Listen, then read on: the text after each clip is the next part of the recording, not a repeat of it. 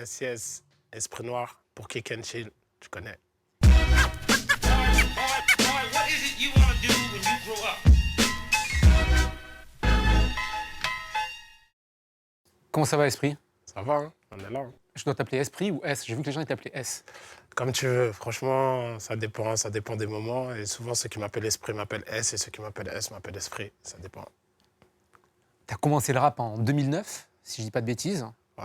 Ton premier projet, il est sorti en 2012 et il s'appelait, en attendant, État d'Esprit. Mhm. Aujourd'hui, on est en 2020. État d'Esprit est enfin sorti. Il est arrivé le 17 avril pendant le confinement. Yes. Donc félicitations Merci. d'être arrivé au bout.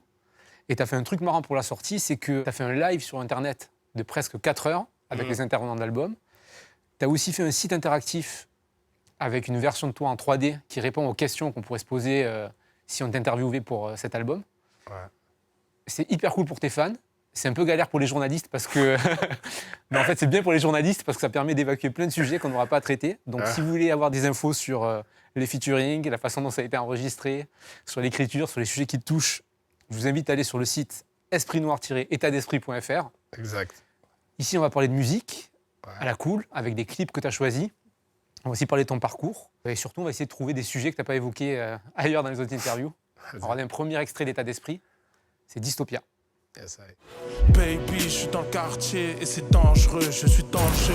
C'est comme si j'avançais mais qu'on me ralentissait. Je crois que j'ai fait tout le contraire de ce que maman disait. Y a certaines carences que le talent dissout. Nous c'est pas le même terrain que Beckham ou Zizou. Comprendez, on a les problèmes et les solutions. Faut de l'oseille pour l'évolution. Ouais, hey, c'est la loua. Partir d'esclave, finir roua, c'est l'objectif. Faut que l'inspecteur, je me couche à 6, me lève à 7 heures. Dystopia, c'est un des premiers extraits de État d'Esprit. État d'Esprit, c'est un projet que tu es en maturation depuis 2012. Ouais. La question que je me pose moi, c'est est-ce que l'état d'esprit que tu as sorti là, il ressemblait à celui que tu avais imaginé à l'époque? Ou qu'est-ce que tu t'imaginais, toi, en 2012, quand tu pensais à état d'esprit? Déjà, je m'imaginais le sortir quoi? Il y a plein de freestyles où je dis état d'esprit, ça arrive. Je m'imaginais le sortir 1 an après, 2 ans après, tu vois. Et je m'imaginais surtout pas le sortir en 2020. Parce que pour moi, je savais même pas si en 2020 j'allais continuer à rapper, en tout cas de manière exposée, tu vois. Donc, non, il ressemble pas du tout à ce que ça aurait dû être en 2012 quand je commence à cogiter à ce projet et à me dire que ouais, ça va être mon premier album, forcément. Pas du tout, pas du tout, pas du tout, pas du tout. Tu Pour as moi, sorti c'est une plein de chance. projets entre-temps, quand même. Je précisais pour les gens qui ne le savent pas, tu as sorti plein de projets avant état d'esprit. Ouais. Mais est-ce que, je dis n'importe quoi, mais est-ce que toi, il y a des thématiques auxquelles tu pensais déjà à l'époque que tu voulais absolument placer dans cet album, dans un album qui s'appellerait État d'esprit? Je dirais que ces thématiques-là, je les ai plus placées sur Masque Blanc, tu vois, qui était mon premier album. Ouais, je les ai plus placées sur ce truc-là. Après, là, état d'esprit, en fait, ça a vraiment changé dans le sens où, aujourd'hui, je me suis dit, OK, ce projet-là, je rencontre beaucoup d'artistes, beaucoup de gens tout au long de ce qui se passe dans la musique et tout. Et ce projet-là, en fait, j'ai envie de partager vraiment ma musique avec les artistes que j'aime bien, tu vois. Et si j'avais pu inviter tous les artistes et faire un truc à 50 pistes avec tous les artistes que je kiffe, tu vois, je l'aurais fait, en fait. C'était plus ça, mon état d'esprit, on va dire. Ouais, c'est ça. C'est partager la musique avec les gens, tu vois. Vraiment. Justement, question aussi très premier degré. Toi, ton état d'esprit personnel, comment il a évolué entre tes débuts dans le rap et aujourd'hui? Elle n'a pas vraiment changé. Hein. En fait, il a changé et en même temps, il n'a pas changé. Tu sais. Hier, je parlais avec un pote à moi et il me disait, ouais, ce qui est bien avec toi, c'est que tu n'as jamais voulu percer, en fait. Tu n'as jamais voulu être en mode, ouais, vas-y, je vais être un rappeur, je veux avoir, voilà, je veux avoir la fame et tout. J'étais plus en mode, je veux rapper avec les gens que j'écoute et que je kiffe, tu vois. Que ça soit en France ou aux États-Unis. Moi, c'est ça qui m'a toujours motivé et c'est ça qui me motive encore. Tu vois, aujourd'hui, j'ai rappé avec pas mal de mecs que j'écoutais à fond. Tu vois, des mecs comme Nubissal, des mecs comme Gros Dash. Tu vois, je te sors Que des des mecs du noms. 91. Hein, Que des mecs du il y avait 91. beaucoup, ouais, il y avait beaucoup de mecs du 9-1, parce que je trouve que le 9-1, c'est une école de ouf. Qu'est-ce qu'elle a de particulier, cette école? Ouais, ils étaient aux États-Unis, eux. Très technique. Très technique. Assonance, tu vois, beaucoup de multisyllabiques. Et puis le quartier, tu vois, je me ressentais en eux, de fou, dans leurs propos. Et je trouvais qu'ils avaient une imagerie qui était cool, tu vois. Donc, Ouais, c'est des mecs avec qui je voulais rapper, que j'écoutais, je me disais, putain, c'est chaud. Même Hill des X-Men, tu vois ce que je veux dire? Même Hill des X-Men, tu vois, c'est un mec avec qui j'ai rappé, le son n'est jamais sorti, mais voilà, tu vois, moi, c'était ça mon truc. Et aujourd'hui, c'est toujours Je suis ça. obligé de t'interrompre. Il est où ce son? Il est là. Si un jour je peux me reconnecter avec lui, et parce que je peux pas sortir le son, il est là, je l'ai, moi, ce son, je peux pas le perdre, tu vois. Mais si un jour j'ai l'occasion de me reconnecter avec lui et lui dire, voilà, si t'es chaud, je le sors avec Cassidy, tu vois, je le sortirai parce que pour moi, c'est pour ça que j'ai fait du rap. Tu vois, pour moi, c'est pour ça que j'ai fait du rap. Même si c'est un son qui est daté, ça me fait plaisir de le sortir comme si je sortais un nouveau son, comme si je sortais un nouveau clip. C'est pour ça que j'ai fait du rap, tu vois, pour rapper avec ces mecs-là, qui, moi, je considère comme des maîtres Jedi du rap, tu vois. Et moi, j'arrive en Padawan, et voilà, moi, mon but, c'était de dire, ouais, si je rappe avec eux, mes couplets, il faut que ce soit clean pour que si je rappe avec eux, tu vois, tu te dis pas, ouais, non, c'est chaud. Que lui-même, il dise, ouais, bien, bien, bien, franchement bien, tu vois. C'est ça. Bon, Il, si tu nous regardes, le message est passé, on est chaud pour écouter ça. À fond, à fond, à fond. Je reviens sur le clip qu'on vient de regarder, Dystopia. Yes. Tu me disais que tu co-réalisais la plupart de tes clips Ouais. et que c'est toi qui te débrouillais pour les produire avec les moyens du bord. Mhm, Ça m'a choqué parce que quand on voit Dystopia ou d'autres clips que tu as sortis récemment, mhm. le niveau de production et d'ambition, tu vois, tu dis que tu n'es pas un rappeur qui a voulu percer, mais il y a de l'ambition énorme, je trouve, au niveau visuel, dans toute ton image et surtout dans tes clips. Bah, c'est cool, hein. C'est cool que tu me dis ça parce que c'est vrai que je m'investis beaucoup dans les clips et j'ai la chance aussi de pouvoir. Le début de mon investissement, déjà, c'est dénicher des mecs exceptionnels, tu vois. Parce que les mecs avec qui je travaille, pour moi, c'est des mecs que je considère vraiment comme des mecs exceptionnels dans ce qu'ils font. Parce que, voilà, je digue sur Internet, je regarde les mecs, ce qu'ils font. Tu parles des réalisateurs, Les des mecs qui réalisateurs, font des exactement, spéciaux, les tout ça. réalisateurs, les chefs-op, les mecs de la lumière, tu vois. Bon, ça rejoint chef-op, mais aussi ceux qui font tous les effets spéciaux. C'est des mecs que je digue et tout sur Internet. Et c'est des mecs qui parfois sont pas du tout connus, tu vois. Tu as des noms, justement? Ouais, je peux te citer Sorek, je peux te citer Jonas, Brisé, je peux te citer TBMA, ils sont un peu plus connus maintenant. Mais tu vois, c'est des gens c'est des génies pour moi, tu vois. Et travailler avec des mecs comme ça, c'est un plaisir parce que ils ont la dalle comme moi et ils ont envie de faire des grandes choses. Et voilà, on n'est pas des productions hollywoodiennes, tu vois. Mais on a une culture qui fait que voilà, on est motivé et c'est juste pour nous-mêmes, déjà, qu'on le fait, tu vois. De cette manière-là, c'est pour nous-mêmes, pour se dire, OK, tu vois, pour moi, c'est une compétition. On regarde ce qui se fait aux États-Unis, ce qui peut se faire en Corée, ce qui peut se faire au Japon, parce qu'il y a des mecs qui sont archi chauds au Japon aussi. Et on dit, ouais, non, nous aussi, on peut faire des choses en France avec notre touche française, tu vois. Forcément, la question qu'on se pose quand on voit tes clips, est-ce que tu veux faire du cinéma? Ouais, c'est la question qui revient souvent. Bah écoute, ouais, si ça se présente à fond, bah ouais, parce que moi, je suis un mec, j'aime bien les nouveaux trucs. Donc, ouais, le cinéma, je pense que c'est un truc qui pourrait me plaire. J'ai des potes qui ont fait du ciné, tu vois. Mais aujourd'hui, je sais que c'est un travail de fou, tu vois. Je sais que c'est un travail de titan. Et voilà, ça veut dire que je suis en mode, ouais, si je viens dans le cinéma, c'est pour frapper fort et être bon. Sinon, ça sert à rien. Bon, on va regarder un de tes potes qui a eu une expérience au cinéma Ouais, et qui nous permet de rebondir sur le sujet que tu as évoqué il y a 2 minutes, ok, c'est-à-dire rapper avec des mecs chauds. On va regarder, t'as capté. ça y est. On arrive à tirer même à des kilomètres. Pourquoi tu t'amuses à fumer tout ça? Y'a pas un humain sur ça qui est honnête. Je mets une volée, je fais lever tout le cop, t'as capté? Le tiers 70 plus 5, T'as capté? Sneezy, esprit et flingue, t'as capté? on prend en nous mais pas trop au coup de bol. T'as capté? C'est les femmes et les parties de football, t'as capté? Faut pas sonner mon tel, négro comprend mon squat que les bons plans. T'as capté? Champagne, avenue Montaigne, j'ai les montants, pétage, passe du bon temps, t'as capté? Première question, qu'est-ce que c'est que cette rime sur le Périgord et sur Périgueux? Tu sais qu'il y a là les gens de la région du Périgord qui m'envoient des messages ou qui s'envoient des messages entre eux. Hey, il a dédicace au Périgord et tout. En fait, c'est une dinguerie. Tu sais, à l'époque, bon, à l'époque, j'étais en BTS et tout. Et vas-y, il y avait un BTS mec. technico-commercial, licence marketing. Exactement. Technico-commercial dans les énergies renouvelables. Et il y a un mec de ma classe, en fait, qui avait un pote à lui, qui, voilà, il était dans les affaires, tu vois. Et ça veut dire... moi aussi, j'étais un peu dans les affaires, tout ça. Donc voilà, on a fait des affaires là-bas. Et c'est pour ça que, voilà, voilà, tu vois, ça m'est resté, en fait. Parce que c'était une époque, c'était une bonne époque, tu vois. J'en garde des bons souvenirs, tu vois ce que je veux dire.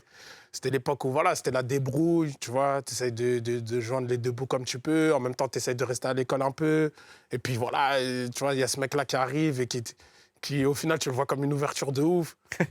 Et lui, il te voit comme une ouverture de ouf. Et au final, vous vous connectez, vous devenez potes. Et voilà, et il me fait découvrir une région, tu vois, que je connaissais pas. Et ça m'est resté. Et du coup, voilà, tu vois, le rap, tu racontes un peu... Tu vois, le rap, tu racontes des histoires de maintenant, mais Ouais. des histoires aussi du passé, tu vois. Donc, ouais, c'est pour ça.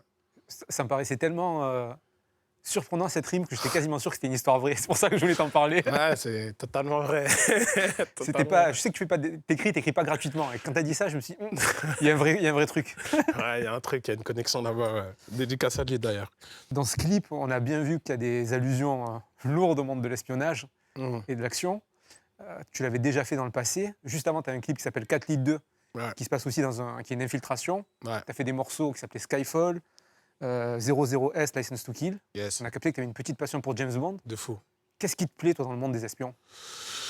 Bah, En fait, c'est plus les espions, genre action, c'est pas le bureau des légendes, quoi. Ouais, C'est les mecs qui non, ont des non, gadgets non. qui font exploser des trucs, ouais. Ouais, c'est plus... ouais, c'est plus... Bah, tu sais, pour moi, James Bond, c'est... Pour moi, James Bond, je suis parti plus loin que... Je sais pas si Ian Fleming, celui qui a Ouais. fait ce personnage, il a voulu aller dans ce truc-là, mais je trouve que James Bond, tu vois, il représente bien l'humain, tu vois. Chaque humain a une part claire et une part sombre. Et James Bond, c'est pour moi le meilleur exemple de ce truc-là, parce que James Bond, il bosse pour le bien-être de la planète, tu vois ce que je veux dire. Il bosse pour la paix dans le monde. Mais le mec, il a le permis de tuer, tu vois ce que je veux dire. Il a le truc qui, normalement, est religieusement interdit. Tu n'as pas le droit de tuer, tu vois ce que je veux dire. Et lui, il est obligé de tuer pour... et ça correspond bien aux gens qui viennent de chez moi, même à d'autres, tu vois. C'est pour ça que j'étale ça sur l'humain en général. Mais en tout cas, les mecs de chez moi, ça correspond bien à ça. On n'est pas méchants, tu vois. On n'est pas mauvais. Mais parfois, on a été amené à faire des choses qui sont pas bonnes pour s'en sortir, tu vois. Pour trouver la paix intérieure. Et moi, je trouve que cette image, elle est cool. Et c'est pour ça que j'ai tout de suite kiffé James Bond.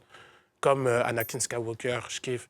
Parce que c'est cette balance entre le bien et le mal, tu Une vois. dualité, ouais, à chaque fois. Ouais. Je t'ai vu citer sur Instagram des vieux James Bond des années 70 et tout. C'est quoi ton James Bond préféré et ton acteur préféré de James Bond? C'est qui? Alors, Et quel film? l'acteur préféré, je vais commencer par l'acteur préféré, c'est Pierce Brosnan. Pour moi, c'est celui qui incarne le mieux James Bond. Tu vois, il a cette touche de classe, de mec dans l'action qui est crédible, et en même temps, cette petite touche humoristique, séducteur et tout. J'ai kiffé. Pour moi, c'est le meilleur. Et le meilleur James Bond, c'est Vivre et laisser mourir. Sa bande-son qui est monstrueuse aussi. La bande-son, elle est incroyable, c'est vrai. La bande-son, vraiment, elle est incroyable. Et en fait, pour le scénario, il est incroyable aussi. Tu vois, c'est un James Bond où à la base, c'est sur la communauté noire. Donc, en fait, les trucs sont totalement inversés. Tu as vu, dans les James Bond, généralement, tu vois très peu de gens noirs, tu vois. Et là, c'est James Bond qui est presque le seul blanc avec celle qui joue aux cartes, j'ai oublié son nom. Et du coup, ça m'a touché, j'ai kiffé. Et le scénario, il est trop lourd avec Baron Samedi, il y a du mystique aussi Ouais. dedans. Le vaudou, hein. Ouais, le vaudou, trop lourd. Qu'est-ce que tu as pensé, toi, des rumeurs à l'époque où on pensait que Idris Elba pourrait être le futur James Bond? T'étais pour ou contre? Moi, j'étais pour. Franchement, j'étais pour. Parce que pour moi, c'est de l'art, il n'y a pas de règle dans l'art. Tu vois, je peux comprendre l'aspect conservateur, etc. et tout, mais pour moi, c'est de l'art. Donc l'art, la règle principale de l'art, c'est ne te mets pas de limite. Fais ce que tu as envie de faire, essaye de ramener. Et je pense que les gens qui ne se sont pas mis de limite, c'est eux qui ont fait avancer l'art, tu vois. Et je pense qu'un James Bond noir, ça serait allé encore plus loin que l'art, parce que ça aurait envoyé un message. Et à travers l'art, tu peux parfois envoyer des messages. Et ces grandes institutions comme ces films-là, un James Bond noir, ça renvoyait plein de messages à plein de gens, tu vois, qui sont fermés, qui sont racistes et tout, de se dire, ouais, en fait, tout peut se passer. Et en fait, on est tous pareils. Et en fait, il n'y a pas de problème, en fait. Et tu vas kiffer le James Bond. Parce que quand tu vas le voir, tu vas kiffer. Parce que Idris Elba, c'est un très bon acteur, donc il n'y a pas de raison que ça foire, tu vois. On va regarder un clip d'un artiste qui, lui non plus, s'était pas mis de limite à part le ciel. Et la particularité avec certains clips à toi, c'est que le clip qu'on va regarder, lui, c'est un espèce de mini court-métrage. On va regarder Momonimo Problems de Notorious B.I.G. Si, si. Slow down, pizzazz, platinum plus, like Zizak, dangerous on Trizak, leave your ass pizzazz.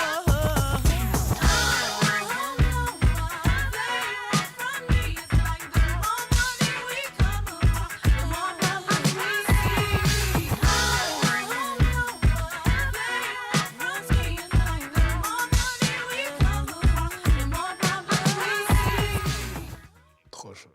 Est-ce que Notorious B.I.G. c'est le meilleur rappeur de tous les temps ou pas pour toi? Waouh, c'est dur. c'est dur comment t'attaques. Ah, meilleur rappeur de tous les temps. Pff, c'est dur. Moi, tu sais, la musique, c'est selon les états d'esprit, tu vois. C'est selon, voilà, selon les périodes. Mais c'est l'un des meilleurs, ouais. C'est l'un des meilleurs. Le meilleur, je sais pas, mais c'est l'un des meilleurs pour moi. Et c'est l'un de ceux qui a fait le crossover avec PDG. Tu vois, ce clip-là, déjà, le clip esthétiquement, je trouve qu'il n'a pas pris une ride, tu vois. Les mecs, ils étaient dans le turfu de ouf, vestimentairement parlant, au niveau des cadrages, etc. et tout, tu vois. Parce qu'un clip, pour moi, ce qui fait beaucoup, c'est le cadrage. Comment l'image, elle est filmée, tu vois. C'est les discussions que j'ai souvent avec les réals. C'est filme-moi d'une certaine manière. C'est ça qui va donner le truc, tu vois. Et après, il y a des plans de ouf et tout. Et les saps, c'est un truc de fou. Et en plus, le mec utilise un sample de Diana Ross, si je ne me trompe pas. Ouais, I'm Coming Up. Ouais. Tu vois. Et voilà, il montre que le rap, en fait, on peut poser sur tout. C'est pour ça que c'est intéressant, B.I.G. Parce que B.I.G., c'est le mec qui vient, qui, avec la discussion de Didi, elle est exceptionnelle de dire Didi qui dit, bon, OK, maintenant, aujourd'hui, il faut qu'on ramène la musique, la culture hip-hop à un autre endroit. Donc maintenant, tu vas poser sur des trucs à l'ancienne, mais de notre culture, tu vois, afro-américaine et tout. Et le mec, au départ, il est réticent, mais au final, il tue les instrus. Et ça fait que sa musique, elle est intemporelle aujourd'hui. Même demain, je peux faire écouter à mes enfants, à mes petits-enfants, ils vont reconnaître la bonne musique, tu vois. Et pour moi, ce morceau-là, c'est un truc de fou, tu vois, parce que le sample de Diana Ross, il est exceptionnel, comment ils l'ont retapé et tout, ils en ont fait un hit. Et ça que je kiffe, tu vois, c'est qu'aux États-Unis, ils arrivent à reprendre des trucs, tu vois. Moi, j'aimerais bien qu'en France, il y ait plus de trucs comme ça. Je me rappelle, j'avais fait un morceau, un sac plein d'oseille, où j'avais repris Goldman. Mon Goldman, faut pas m'attaquer, pardon. Mais j'avais repris Goldman, tu vois. Et je trouve que c'est stylé, tu vois, de faire les ponts pour que même la nouvelle génération, ils puissent avoir une culture, tu vois, c'est important. Je t'ai justement entendu dire que tu aimais beaucoup Goldman, aussi Michel Berger, France Gall. Ah. Toi, t'écoutais quoi quand t'étais petit? Ah, j'écoutais France Gall, tout son album, je l'ai écouté, tu sais pourquoi? Parce que quand j'étais petit, je suis parti dans une famille, tu sais, parfois quand tu dois aller en vacances et tout, tu vas, tu sais, nous, voilà, tu vois, il n'y avait pas forcément grand moyen. Donc parfois, tu as des trucs qu'ils avaient mis en place, la mairie, où tu allais dans des familles, tu vois, Ouais. à la campagne. Et moi, j'étais parti dans une ferme agricole, tu vois. Pas dans le Périgord. Non, pas dans le Périgord. Ça aurait pu, mais c'était pas dans le Périgord. Et du coup, je me suis retrouvé dans cette famille, et eux, ils étaient fans de France Gall. Mais je te parle de ça, j'avais 8 ans, 9 ans, tu vois. Et j'étais fan. Et ils avaient des CD et tout, les cassettes. Et du coup, j'avais que ça, tu vois. À l'époque, t'as pas Internet, t'as pas tout ça. Donc, je me suis buté à France Gall. Babacar, et tout ça. Je me suis buté. Et j'ai kiffé. Et j'ai kiffé la sensibilité. Et après, plus tard, un peu, quand Internet est arrivé, bah, du coup, je suis revenu sur France Gall. Et puis après, j'ai vu Michel Berger. Et puis, je regardais souvent Sacrée Soirée, les trucs comme ça, là. Et du coup, j'ai capté des trucs de Michel Berger, Goldman, tout ça, Balavoine. C'est des trucs que je kiffe et c'est des musiciens de ouf et des mélodies de ouf, tu vois. Et ouais, c'est un kiff. C'est la culture, ça fait partie de la culture. Je suis français, je suis né en France et je trouve que la variété française, elle fait partie de la culture, tu vois. Comme le rap, il fait partie de la culture, tu vois. On va faire aussi un petit flashback sur tes jeunes années. On va regarder un clip que tu as demandé à voir avec quelqu'un qui est très proche de toi. On va avoir des fraîcheurs 7 avec Style Fresh qui date de 2011. Fougère, une pour ceux qui disent qu'on est pistonné. Prenez pas le somme de voir que sur la piste on est. Frais dans le rap, on est comme des rastas Kingstonais. Cherche un gars chez moi, tu trouveras un pistolet. Les plumes de Shakespeare, en bas du bâton expire. Ça pue les jets de piste, faut à tout prix qu'on s'extire. À peine nous Chelsea, Messi, Mesrine, Jet Li, Celtic, drogue dure, sèche shit. Yeah, sniff un rail. Vas-y check, achète ma dope histoire que je pimpe ma ride. Depuis combien de temps vous connaissez avec Style Fresh? Waouh. Ah, ça fait longtemps. Hein. Là, on peut parler en une quinzaine d'années, plus qu'une quinzaine d'années. Hein. On se connaît depuis tout petit, en fait. C'est un gars de mon quartier, tu vois. C'est la génération en dessous de la mienne. Et ouais, on a vécu à Fougères, dans le 20e. Donc on se connaît depuis toujours, hein, j'ai envie de te dire, franchement. En vrai, depuis toujours. Et ce clip-là, c'est la première fois que je crois qu'on fait des grosses vues. Je sais plus combien, parce qu'à l'époque, je sais plus, même tu faisais 100 000 vues déjà, c'était incroyable, tu vois. Et lui, il avait fait cette série de fraîcheur qui était exceptionnelle. Je me rappelle, c'était toutes les semaines, tous les vendredis. Et les gens, et lui, tous les vendredis. À l'époque, c'était pas la productivité de maintenant, tu vois. Et c'était exceptionnel. Les gens, ils étaient au rendez-vous, ils attendaient. Et on faisait un clip avec Fifou à chaque fois. Donc, on tournait des fraîcheurs et tout. Des fois, on en tournait 2 dans la même nuit.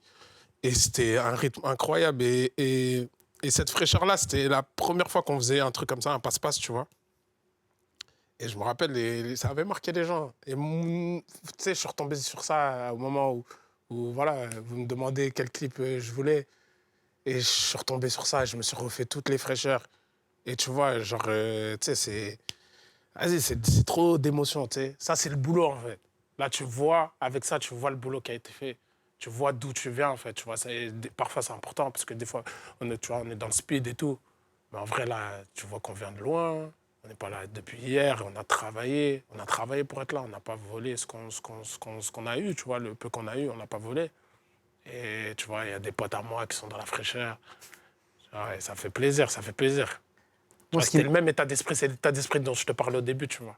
C'est la performance. On est là, à ce moment-là, on voulait montrer que, ouais, chez nous, parce qu'il n'y avait pas beaucoup de rappeurs chez nous. Ouais, chez nous aussi, on rappe.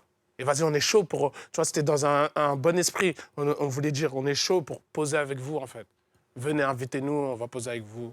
On est chaud. J'ai découvert ce clip en préparant cette émission. Et ce qui m'a frappé, c'est vraiment le niveau de technicité et l'énergie, quoi. Ouais, vous vous rappelez, hyper technique. C'était technique. On se répondait, tac, tac, et on avait écrit en studio. C'est-à-dire que moi, je trouvais des phases, lui, il en trouvait une, je rebondissais sur sa dernière assonance, il rebondissait sur ma dernière et tout. Et on a fait cet exercice-là, et peu après, on a fait l'exercice de Versus en dédicace à Keto et Tunisiano, tu vois, qui avait fait un clash. Et ouais, on s'amusait. Franchement, on s'amusait. Là, c'était du plaisir de dire, ouais, vas-y. Entre nous-mêmes, déjà, vas-y, qui va être le plus technique, tu vois. Il y a juste une rime sur les filles asiates qui m'a un peu fait tendre l'oreille dedans. Mais sinon, ce qui m'a surpris aussi, c'est que c'est très technique. Enfin, c'est un rap qui est très représentatif de cette époque-là. Et toi, comme tu l'as dit, tu as traversé les époques et tu t'es adapté aujourd'hui à des sonorités plus contemporaines de 2020. Ouais. Comment toi, tu as fait évoluer ta technique ? Tu t'es forcé à essayer d'aller sur des prods un peu différentes ? Ouais, en écoutant. Je ne me suis pas forcé, je ne me force jamais. Mais c'est vrai que, tu vois, à l'époque du Dirty South, quand le Dirty South il est arrivé et que les beats ils sont grave ralentis, ça m'a un peu gêné, tu vois. En fait, moi, je suis un mec grave de la musicalité, tu vois. J'aime la mélodie, avec tout ce qu'on s'est dit avant. J'aime beaucoup la mélodie. Et dans le Dirty South, Dirty South, qui est pour moi c'est les premiers pas de la trappe, tu vois, de ce qui est devenu la trappe. J'arrivais pas à trouver une musicalité. Donc, je devenais ouf. Par exemple, Fresh, il a réussi à switcher direct. Moi, j'arrivais pas. J'arrivais pas parce que je trouvais pas de musicalité. Donc, il y avait quelques rappeurs que j'aimais bien. J'aimais bien Rick Ross, comment il posait et tout. Mais sinon, j'arrivais pas, tu vois. Et vas-y, au fur et à mesure, en fait, en écoutant, en n'étant pas fermé, tu vois, aux nouveaux trucs, en écoutant, j'ai commencé à apprécier. Et puis après, il y a des producteurs, tu vois, des beatmakers qui ont ramené une vraie touche dedans, tu vois. Et après, c'est devenu des traps après, il y a des Travis Scott qui sont arrivés, tu vois, avec de la mélodie et tout. Et ouais, voilà, tu vois, après, c'est au fur et à mesure, c'est en écoutant, en n'étant pas fermé, je pense. Il y a une figure emblématique de la trappe dont tu as choisi de revoir un clip. Et pour le coup, c'est un clip où c'est pas un morceau qui fait très trap comme on l'entend actuellement. C'est Future et c'est March Madness. Qui est un single sans avoir des airs de single. De fou. Now have something that, of course, we've seen. Dress it up and make it real for me. The coolest DJ in the cell phone video. Then shot the subject. That Whatever that subject fucking in 19 means. later died at the hospital from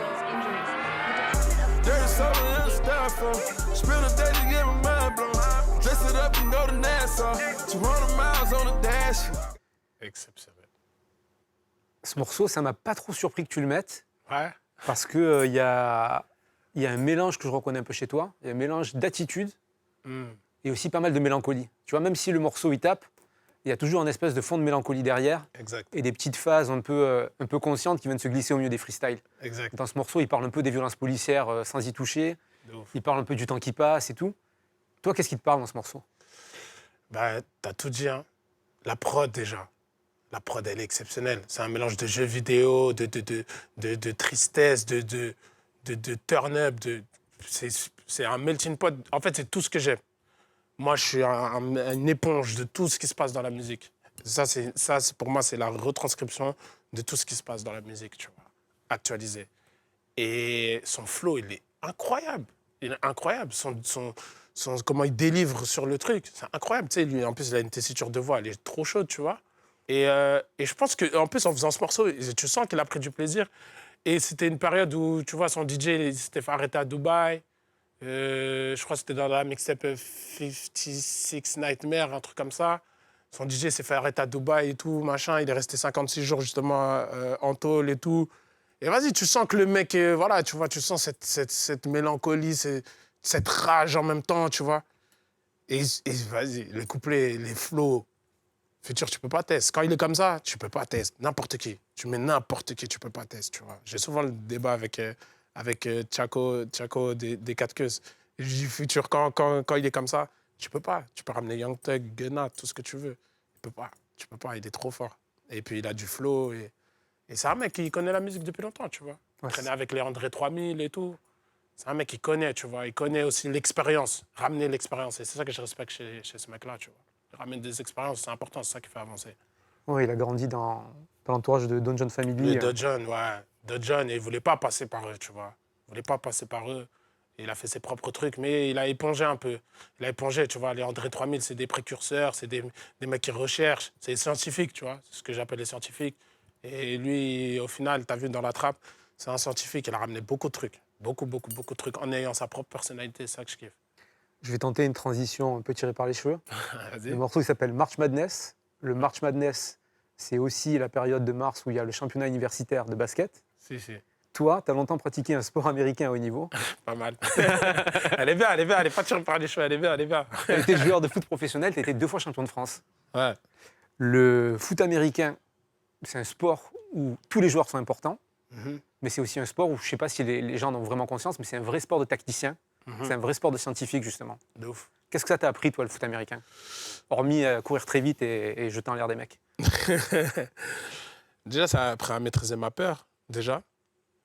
Parce que je me rappelle que la première fois où je m'équipe des épaulettes et du casque et tout, et que là, une fois que tout le monde a ces équipements-là, on va commencer à faire du contact, tu vois. Le premier truc de contact, c'est 2 équipes en face, avec 2 mecs qui sont l'un en face de l'autre et qui doivent se rentrer dedans. Il n'y a pas d'esquive. Tu dois te rentrer dedans et advienne que pourra, tu vois. Et c'est le premier exercice que je fais avec les équipements. Et franchement, je ne te mens pas, j'ai eu peur. C'est-à-dire, j'ai eu peur, j'ai déjà eu peur dans ma vie et tout. Mais là, c'était une peur différente, alors que je suis sur un terrain, tu vois. Alors que j'ai eu des peurs dans ma vie réelle, tu vois. Mais là, j'ai vraiment eu peur. T'avais quel âge? T'avais quel âge à ce moment-là? J'avais 17 ans. J'avais 17 ans. Et moi, en fait, j'avais esquivé.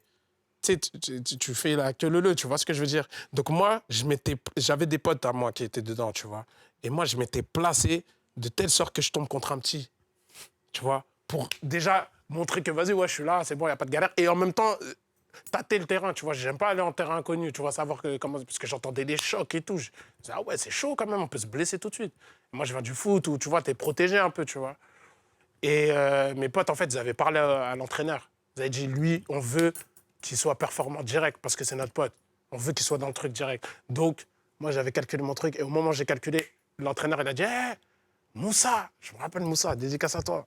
C'est le plus balèze de notre équipe maintenant. Il est balèze, il fait ma taille. Laisse tomber. Et on court. Et vas-y, mon cœur est bas. Mais je cours, j'y vais pas. J'y vais pas, je ferme les yeux. Et je vois, on se rentre 2 fois de suite. Et je vois, je suis debout. Et je dis, vas-y, c'est bon. En fait, c'est bon. C'est déjà, ça m'a appris à maîtriser ma peur, tu vois. Et après, ça m'a appris que dans le foot américain, tu as plein de gens, tu as plein de coéquipiers et tout. Et que si l'autre, il a merdé sur son taf, le quarterback, il ne va pas pouvoir lancer la balle. Si l'autre, il a oublié de bloquer le mec, le running back, il ne peut pas passer. Tout le monde est relié. Tout ce qui se passe sur le terrain est relié. Et même moi, sur le côté, si je ne fais pas mon bloc, si le running back il a réussi à passer déjà parce que tout le monde a fait son taf au milieu, il va venir sur le côté à un moment. Et si moi, je n'ai pas fait mon bloc, en fait, le mec qui était en face de moi, il va pouvoir arrêter le running et on ne va pas marquer de touchdown. Et donc, ça m'a appris vraiment l'esprit d'équipe et de respecter chacun des gens qui sont autour de toi, tu vois, dans la vie, dans ton taf. Respecter parce que grâce à chacun, tu peux avancer, en fait, tu vois. Et toi aussi, tu vas donner à chacun de quoi permettre à cette personne d'avancer, tu vois. Donc, c'est un échange. Il faut respecter chacun. Vraiment, il faut respecter chacun, tu vois. Il n'y en a pas un au-dessus de l'autre et tout. C'est ça que m'a appris le foot américain. Au Super Bowl, tu préfères être sur le terrain ou être le show de la mi-temps?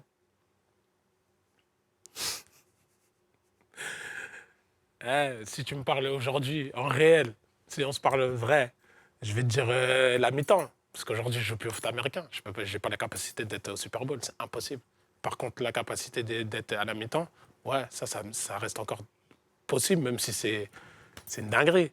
Mais peut-être, sait-on jamais, tu fais un feat avec futur Travis Scott mélangé, ça y a un hit. Et voilà, tu vois, tu es dedans.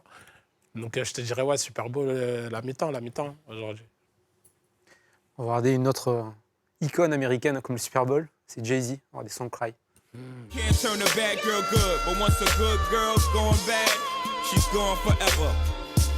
I'm on forever. I gotta live with the fact I did you wrong forever. I can't see him coming down my eyes, so I gotta make the song cry. I can't see him coming down my eyes, so I gotta let the song cry. Ce morceau, c'est un morceau sur une rupture sentimentale. Ouais, Tu le savais? ouais, je savais. Sur ton album, il y a un titre que j'aime beaucoup, qui est un peu ton Song Cry, je trouve. Même s'il ne parle pas Si. que de rupture. C'est Sans regret. Ah ouais. Ah, tu pensais à un autre? Ouais, je me suis dit peut-être que tu vas switcher sur un autre, mais l'autre, il est trop proche d'un autre son, donc du coup, je me suis dit, là, peut-être que, ouais. Moi, j'aime beaucoup Sans regret. Ouais, c'est cool. Il y a quelques temps, on a reçu Sneezy. Mhm. Et je lui ai demandé comment vous aviez écrit le morceau Mon père, c'est ma mère. Ouais. Que j'ai beaucoup aimé, et qui est un morceau hyper personnel, hyper introspectif, dans lequel vous dévoilez beaucoup. Et il m'a dit que bizarrement, sur des thèmes comme ça, vous allez hyper vite en écriture. Toi, tu l'as écrit comment, Sans regret? J'ai mis un peu plus de temps, celui-là. J'ai mis un peu plus de temps. Pourquoi? Parce que j'avais fait un morceau qui s'appelait Ensemble. En fait, c'est la suite d'un morceau qui s'appelle Ensemble.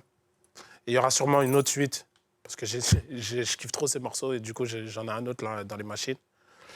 Et en gros, si tu veux, je voulais faire la suite, mais sans raconter exactement les mêmes choses et en allant un peu plus dans les détails, tu vois. Donc, j'ai mis un peu plus de temps. Et en fait, mes idées, c'était fluide, en fait. C'est-à-dire que j'ai recommencé certains trucs plusieurs fois parce que, vas-y, je n'étais pas satisfait, je voulais que ça soit un peu mieux. Mais je n'ai pas lutté pour écrire, tu vois. Parce que c'est ma vie, c'est plusieurs étapes, c'est avec des gens différents, une amitié, une histoire d'amour, la relation avec ma mère, mais voilà, mes regrets en fait, tu vois.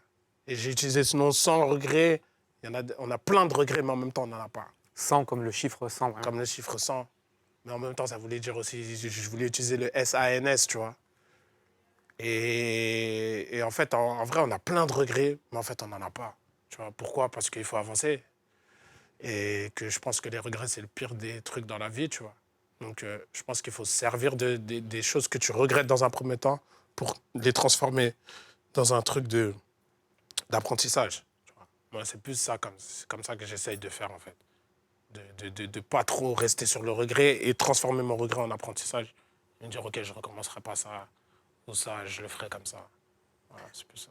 Donc c'est ça ton état d'esprit aujourd'hui? Ouais, à fond. Il ne reste plus beaucoup de temps à vivre, mon pote. Ça va trop vite, la vie, tu vois. Là, en ce moment, les jours, vraiment, ils ressemblent à des heures et les mois ressemblent à des jours. Et les années ressemblent à des mois.